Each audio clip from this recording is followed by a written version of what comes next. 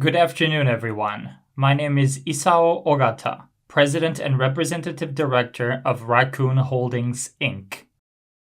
I would first like to start with a brief overview of the company's overall policy and direction for the fiscal year ending April 2025, which we position as a key topic of discussion within the scope of today's financial results presentation.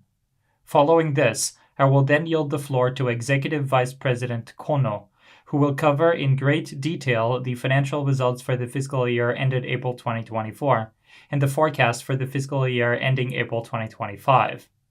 Let us now begin. Last year, we made a momentous decision and positioned investment as our main focus for the fiscal year ended April 2024. For the most part, we believe we were successful in our efforts in this area, so we expect to reap the seeds we planted last year and benefit from these efforts. Within the scope of the first year of the ongoing midterm management plan, we were targeting higher unit sales in the EC business, but market conditions forced us to reconsider our targets as we shifted our focus from trying to grow customer unit sales to trying to grow the actual number of clients. We ended up wasting a full year because of this shift, so unfortunately, it will be quite difficult for us to meet the targets we set for ourselves for the third year of the midterm management plan. That said, our efforts, including trial and error, have allowed us to put in place a robust growth foundation, which we expect will allow us to deliver significant operating income and net sales growth. We expect to double our operating income results, achieving a V-shaped recovery and reaching a new record high in the fiscal year ending April 2025. More specifically, we are guiding for a YOY increase in operating income of 120.5%. to 1.25 billion yen. Additionally, in terms of operating income, excluding advertising and sales promotion expenses, we are guiding for a YOY increase of 12.4% to 2.188 billion yen. In other words, we expect to once again enter a growth phase. I would now like to go over the rationale behind these forecasts. Circling back to what I said earlier, we shifted our focus from trying to grow unit sales to increasing customer numbers. Starting September 2023, we made partial changes to our rate structure within Super Delivery, with some services now being offered free of charge. While these changes were conducive to new customer memberships, we believe there is still significant room for expansion in terms of potential wholesale customers for Super Delivery. Together with this, we enhanced our efforts in terms of promotions and listing ads and have been quite successful. Thanks to these efforts, we have been able to secure a large number of new customers, and this increase is the reason behind growth in GMV within Super Delivery. In the financial business, things have more or less been going according to the targets outlined in the midterm management plan. This business consists of paid and uriho, as well as the rent guarantee business. Within this, top-line growth in the rent guarantee business has been somewhat low, coupled with a low operating margin. Furthermore, synergy effects with other services aren't all that pronounced either, so we reached a decision to sell this business in the fiscal year ending April 2025. Through this, we seek to improve capital efficiency, as we will be able to concentrate development resources and other resources into paid and uriho. We believe that concentrating management resources will allow us to accelerate efforts to further improve the quality of the services we provide. As a result of these various factors and initiatives, we are guiding for a doubling in operating income and a new income record. Naturally, we expect this V-shaped recovery to allow us to return value to shareholders in a flexible manner. More specifically, the scheduled dividend payout is set at 20 yen per share, corresponding to a dividend payout ratio of 61.2%, above our stated target of around 45 to 50%. This is due to our decision to exclude from the dividend forecast calculation the loss on liquidation of business related to the withdrawal from the rent guarantee business. Additionally, we will also consider the flexible execution of share repurchases depending on the stock price. A vote is to be held at the shareholders' meeting in July regarding a proposal to reduce legal capital reserves and retained earnings. Should this proposal be approved, we believe this will allow for greater flexibility in the execution of share repurchases. Against the backdrop of the aforementioned initiatives, we expect to once again enter a growth phase starting this fiscal year. Last fiscal year, through trial and error, we were able to put in place a robust growth foundation, which we intend to leverage as a stepping stone, allowing us to achieve a V-shaped recovery in the fiscal year ending April 2025. In order to achieve this recovery, we will be carrying out advertising efforts and the concentration of management resources within the scope of the financial business, and naturally, these efforts will extend beyond April 2025. In other words, we intend to continue these efforts and thus expect a jump in results next fiscal year and beyond. I would now like to yield the floor to Executive Vice President Kono. Good afternoon, everyone. My name is Satoshi Kono, Executive Vice President of Raccoon Holdings, Inc. President Ogata just gave us an overview of the financial results for the fiscal year ended April 2024 and the forecasts for the ongoing fiscal year, and I would now like to delve into the details. I will be addressing a number of key points in some detail over the course of my presentation, and then go over the salient points from the section of the presentation materials featuring granular data about our business. The first key point pertains to the EC business. As President Ogata touched upon earlier, in the fiscal year ended April 2024, the number of buying customers increased significantly, owing to the positive effect of measures to acquire super delivery customers. In the domestic market, new member registrations increased by 38.4% YOY, while the number of new buying customers increased by 37.8% during the same period, comprising an annual comparison between the fourth quarter in the fiscal years ended April 2023 and 2024. I believe investors who have been following our company for a while are familiar with this information, but circling back to what President Ogata mentioned earlier, the reason for this increase stems from a change to the rate structure through the creation of a free-of-charge plan, and simultaneously greater efforts in the execution of promotions. These increases are therefore a result of the synergistic effects of these measures. Meanwhile, a decline in average sales per customer was a reason for concern, as average sales saw a rather pronounced decline last fiscal year. As such, while we did see a significant increase in the number of buying customers, this growth was to some degree offset by falling average sales per customer, although GMV did grow by 5.1% on a YOY basis. Furthermore, average sales per customer rose slightly on a Q-on-Q basis in the fourth quarter, and although this isn't enough data for us to make any definitive predictions, we do believe the bottom shouldn't be that far off when it comes to average sales per customer. This fiscal year, we don't expect a significant decrease in average sales per customer like the one we saw last fiscal year, and this expectation forms one of the premises behind our forecast for the fiscal year ending April 2025. To reiterate, even if we do see a decrease, we expect it to be small. Consequently, we expect a GMV growth rate in line with the increase in new member registrations and new buying customers, meaning we have great hopes for this area. In terms of the international market, our most relevant initiatives took place in the US and South Korea.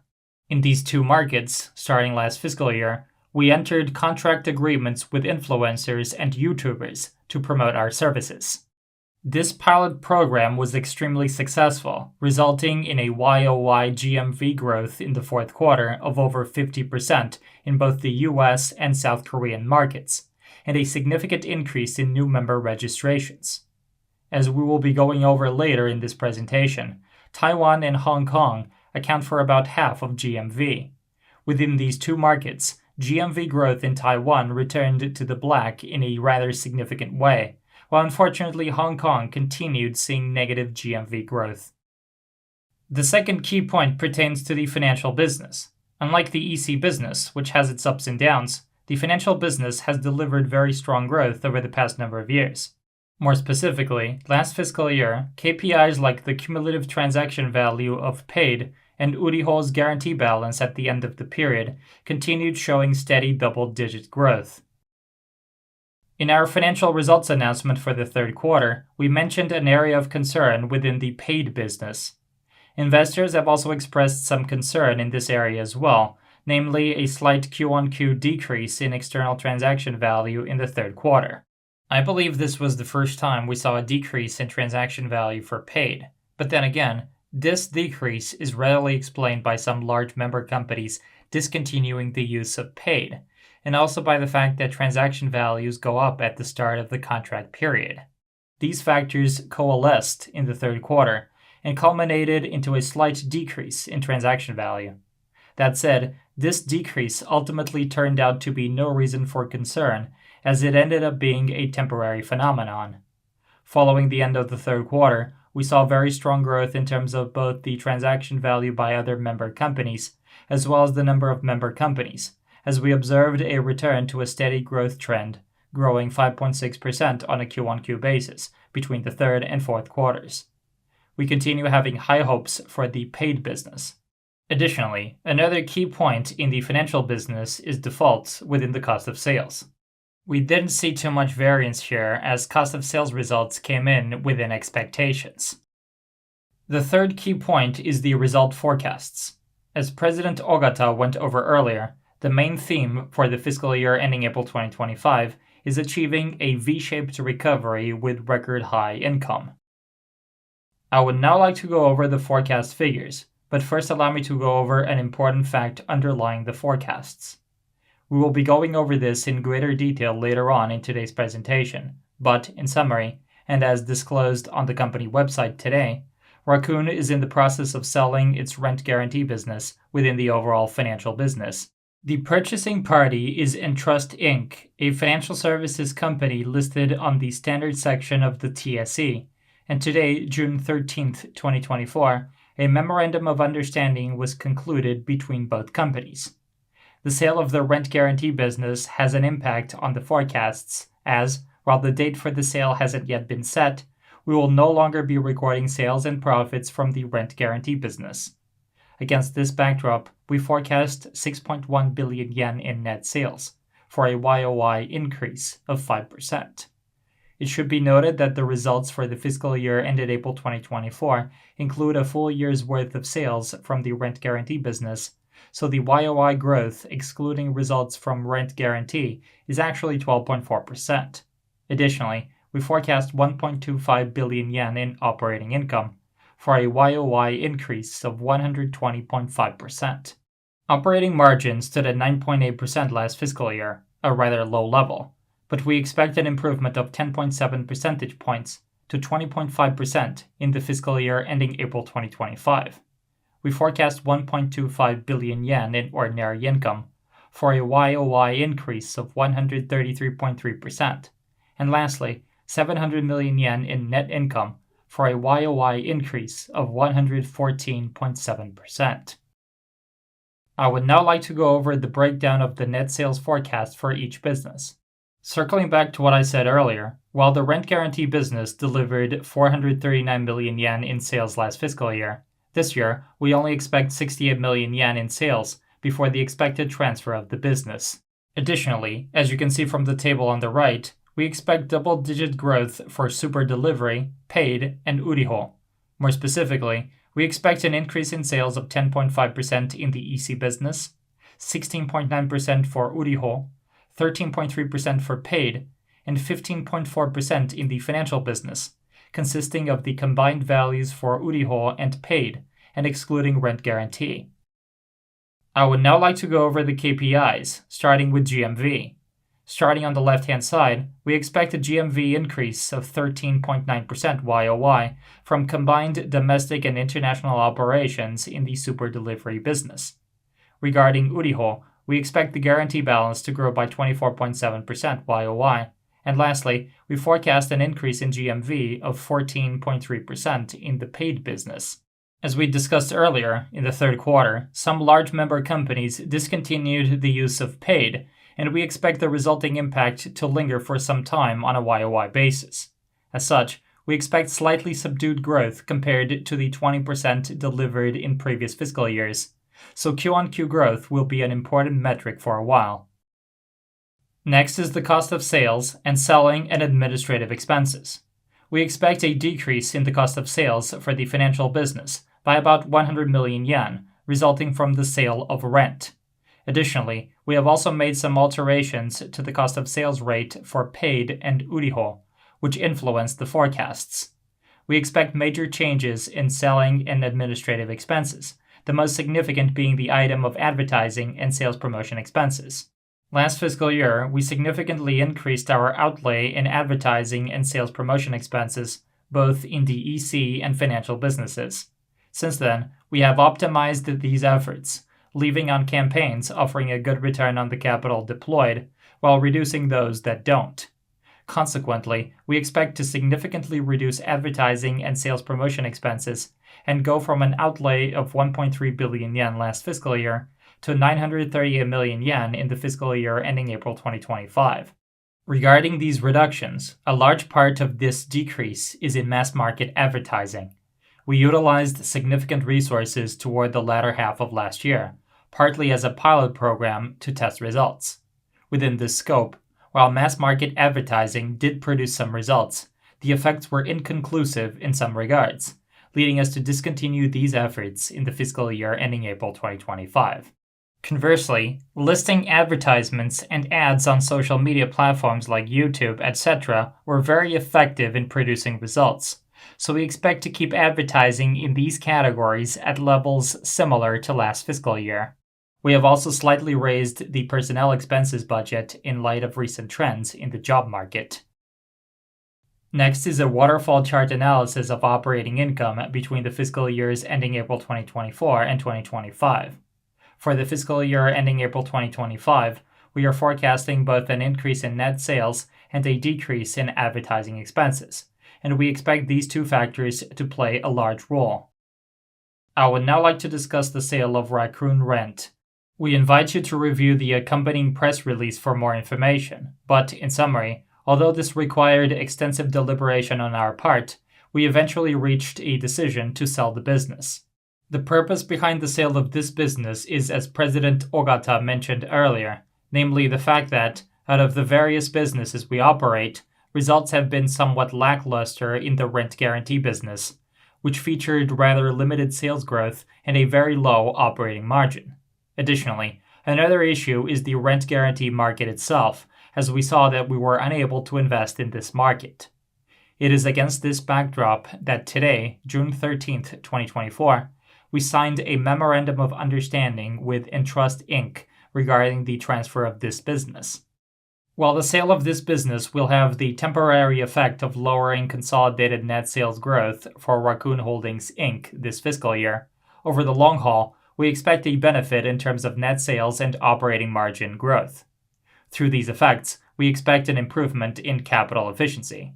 As it stands, this process is still in the Memorandum of Understanding phase, so the actual price and date of this transfer is yet to be determined. Naturally, we have a rough estimate in mind, but since none of the details have been finalized, we are not yet at liberty to discuss any details with stakeholders at this point in time. That said, the estimated amounts are reflected in the results forecasts, and we will promptly inform stakeholders should any material changes arise. I would now like to go over the shareholder returns policy. As President Ogata discussed earlier, Raccoon has an official dividend payout ratio target of between 45 and 50%. Additionally, our policy is for the flexible execution of share repurchases, depending on the stock price. Last fiscal year, we had initially targeted an interim and full fiscal year dividend payout of 9 yen per share each, for a total of 18 yen per share. However, we ended up lowering the annual dividend payout to 14 yen per share on account of a reduction in the year-end dividend to 5 yen per share. This reduction was because we lowered the results guidance. In the fiscal year ending April 2025, we expect to distribute the highest dividend per share ever, matching the dividend payout for the fiscal year ended April 2022. More specifically, we intend to distribute 10 yen per share each in interim and year-end dividends, for a total of 20 yen per share. The planned dividend payout ratio was 61.2%, which marks a bit of a departure from our stated target of 45 to 50%. However, as we went over earlier, this discrepancy stems from a loss on liquidation of business related to our withdrawal from the rent guarantee business. we determined it would be better to keep this loss on liquidation separate from the dividend forecast calculations. So we based the forecast on profit levels excluding this loss. On the topic of the acquisition of treasury stock, naturally, our stance here does not constitute the promise we will indeed be carrying out the repurchase of company stock, or any specifics in terms of the amounts purchased and on what dates. That said, we do take a proactive approach to the acquisition of treasury stock, and furthermore, we position raising ROE to 25% as a target within the midterm management plan, so we would like to leverage the purchase of treasury stock in achieving this objective. Lastly, a vote is to be held at the shareholders' meeting regarding a proposal to reduce legal capital reserves and retained earnings. Doing this is expected to translate into an increase of 1.258 billion yen in surplus available for dividends, constituting a war chest for the purchase of treasury stock, and putting in place a framework giving us flexibility to act while keeping a close eye on the stock price. This concludes my discussion of the key points. I would now like to go over the salient points from the section of the presentation materials featuring granular data about our business. The two vertical bar graphs show the trend in consolidated results over time, highlighting robust growth in group GMV and in Uriho's guarantee balance. The graph on page 21 shows the trend in consolidated net sales over time. A slight slowdown in growth in the third quarter and into the fourth quarter led to some concern on the part of stakeholders, but this trend has now stabilized somewhat. We are seeing some positive growth in the EC business, and this bodes well to some degree in terms of the net sales growth trajectory. The various result line items are as shown here. Income was down on a YOY basis in the fiscal year ended April 2024. The table on page 23 shows the consolidated results excluding advertising and sales promotion expenses. More specifically, excluding these two items, results stayed more or less flat. We allocated a larger than usual amount to advertising and sales promotion expenses last fiscal year, for the purposes listed here. In terms of the breakdown, we utilized 195 million yen in the airing of television commercials, and 108 million yen in costs for our Welcome Back campaign in the EC business. As I mentioned earlier, these campaigns will not recur this fiscal year. And lastly, we increased ad spend in listing ads by 217 million yen compared to a fiscal year ended April 2023 baseline. We will continue using listing ads and have earmarked a similar amount in ad spend for the fiscal year ending April 2025. To wit, listing ads are very effective, so we believe continued use of these ads to be beneficial for the growth of the company. Next is the trend in gross profit, which was down slightly in the fourth quarter. We will be going over the reason why this happened, but in summary, we employed a somewhat conservative management and accounting approach to the cost of goods sold rate in the financial business. Next is the quarterly trend in consolidated operating income. As you can see from the graph on the left, we registered a significant decrease in consolidated operating income following a significant expansion of promotion efforts. However, as you can see on the right-hand side, excluding advertising and sales promotion expenses reveals a strong performance over time. That said, even excluding these expenses, operating income has remained more or less flat. I believe stakeholders probably have questions about this slight stagnation, so allow me to address the issue here. Last year, we lowered international shipping fees in the EC business, and this impacted results from countries requiring long-distance shipping, such as the US. We are seeing significant growth in GMV and purchasing activity in these countries, so we are seeing an extra burden coming from international shipping, and this weighed down on results somewhat last fiscal year. Additionally, as I have mentioned on previous occasions, we are gradually and strategically raising default risk levels, corresponding to the cost of sales rate, so this has been weighing down on results over the short term. We continue delivering robust results in terms of the cumulative trend in sales. Regarding the expense composition, as I mentioned earlier, the most significant increase was in advertising and sales promotion expenses. Next is the trend in cumulative operating income. Last fiscal year, we accelerated our advertising and promotion efforts, to some extent at the expense of operating income. That said, excluding advertising and sales promotion expenses, we continued delivering operating income growth in the fiscal year ended April 2024. I would now like to proceed to the summary by segment. We invite you to peruse the table on page 30 for more details at your convenience later on. As in previous quarters, starting in the fiscal year ended April 2024, this table contains a summary of the various measures carried out during the period under review and their results. Next is the trend in average sales per customer and the number of customers within domestic EC. In the fiscal year ended April 2024, the number of customers in our domestic operations grew by 24.7% YOY. Earlier, we mentioned an increase of over 30% in the fourth quarter, but these are the full year results. To wit, we didn't carry out membership initiatives and promotions in the first half, so this relatively subdued performance in the first half is included in the aforementioned figure of 24.7%. On the other hand, average sales per customer were down 13.8% YOY, and this decrease has been weighing down on results. Next is international EC. Starting with the results, Taiwan and Hong Kong saw negative GMV growth rates of 5.7% and 11.5%, respectively. Conversely, the US and South Korea saw positive GMV growth rates of 54.8% and 51.1%. That said, as was the case last time, results were significantly impacted by the pushing back of the Chinese New Year. January GMV results were very good in the overall Chinese market as a result of the Chinese New Year, which were then followed by a larger slump in GMV than anticipated. In light of this, and to be frank with you, fourth quarter results were quite poor. That said, looking at combined third and fourth quarter results allows us to correct for the impact of the Chinese New Year, which takes place either in January or February, and this number reveals a double-digit growth in GMV of 13.9%. This represents a rather strong performance, and while the GMV growth rate in Taiwan was negative 5.7% in the fiscal year ended April 2024, it should be noted that this market has staged a significant recovery in the period following the Chinese New Year. To wit, for the single month of April, GMV grew by 15.8% YOY, delivering double-digit growth. Hong Kong, too, had a negative GMV growth rate of 7.9% in April, which nonetheless represents an improvement versus the full fiscal year decrease in GMV. Shown here is the trend in super delivery GMV, which, as you can see, shows a steady growth progression.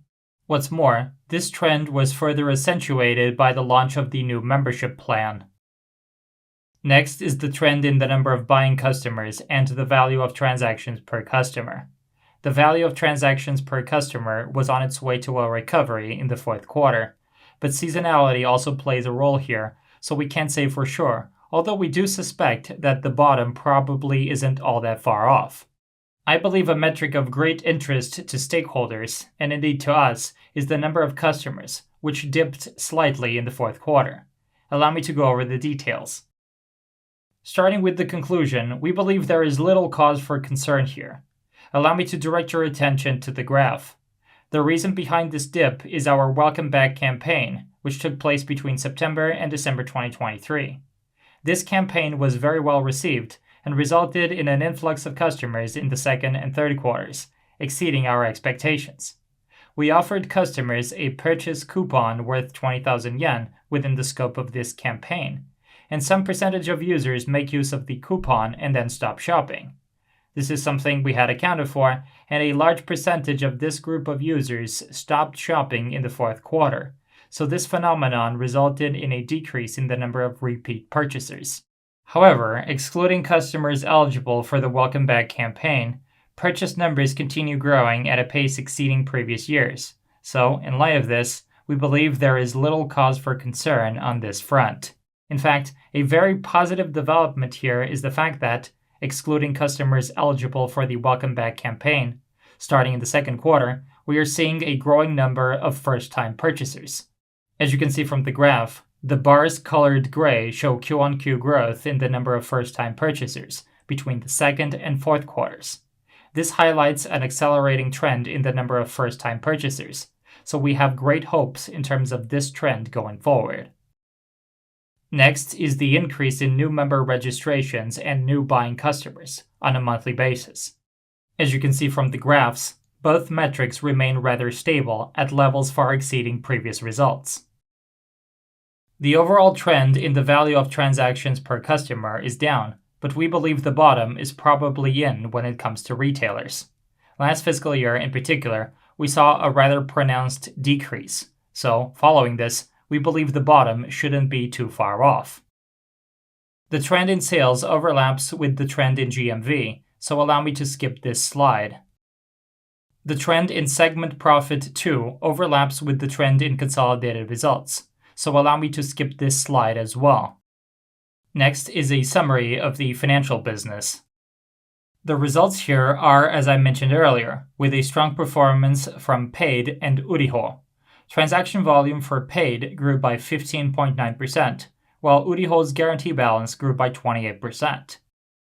Earlier, I mentioned an anomaly in the third quarter and recovery in the fourth quarter in terms of transaction value for Paid, and the graph on page 42 illustrates this dynamic. We saw a slight decrease in the area shown in dark green in the third quarter, which caused some concern amongst stakeholders. In fact, to be frank with you, I was somewhat alarmed by this decrease, but since then we have recovered back to a growth trajectory in the fourth quarter. This decrease was the result of the withdrawal of a number of large companies from the use of Paid, so ultimately this negative impact was temporary. Next is Uriho's guarantee balance over time. Uriho has two plans, subscription-based and non-subscription-based, with the former accounting for the bulk of the guarantee balance. Our subscription-based guarantee balance has shown very strong growth, and the unit value has gone up. Raccoon offers three plans, which we refer to internally as plans A, B, and C, with plan C being the most expensive. We are seeing a steady growth in plan C adoption as we execute a strategy to migrate our customers to this plan. Our strategy has been successful, with growth in the number of customers and unit value per customer, and this has led to growth in Uriho's guarantee balance. Additionally, non-subscription-based plans are also on the rise, delivering a double-digit growth of just over 10%. We will be selling the rent guarantee business, and the results shown here highlight our decision to sell, as the rent guarantee balance has stagnated. As you can see, the financial business continues delivering a strong sales trend. Next is the trend in the cost of sales rate, which is an area I believe deserves an in-depth overview. In other words, the cost of sales rate shows the rate of defaults, which stood at 32.2% as of the end of the fourth quarter, and indicates that we have at last been able to return to pre-pandemic levels. Also, the lopsided increase toward the latter half of the fiscal year ended April 2024 is the result of seasonality and therefore isn't a cause for concern. Overall, we have been very successful in keeping default rates under control, with little variance and deviation from our target figures. That said, over the short term, for example, an increase in the fourth quarter has weighed down on results in the financial business somewhat. But the core purpose of this business involves generating revenue by taking on some level of risk. As such, we will continue aiming for our risk exposure within the confines of the green line shown here, representing a cost of sales rate ceiling of 35%, as we believe this to be important for growth over the medium to long term. Last is the segment profit trend for the financial business. The third, and especially the fourth quarter, saw a significant increase in advertising expenses in the form of the airing of television commercials for Uriho, and this led to lower segment profits in the fourth quarter. Excluding advertising and sales promotion expenses, operating income remained in line with fiscal year 2023 results. Circling back to the graph I showed earlier, default costs were up in the third and fourth quarters, so this led to a slight temporary worsening in operating income. Operating income, excluding advertising and sales promotion expenses for both the EC and financial businesses, appear rather flat. However, it should be noted that we incurred a number of costs last year as we carried out a number of tests within a trial and error approach. In the financial business, this translated into an increase in default costs, and toward the second half of the fiscal year in the EC business, we significantly lowered shipping fees since we figured this would be the best time to test this strategy, as seasonality dictates lower profits toward the second half. The idea is to leverage the insights we have obtained from these efforts and secure profits in the fiscal year ending April 2025, while making management decisions within a somewhat conservative and cautious framework, and achieve a V-shaped recovery. We therefore request your continued support and understanding on this front. This concludes my presentation. Thank you for your time.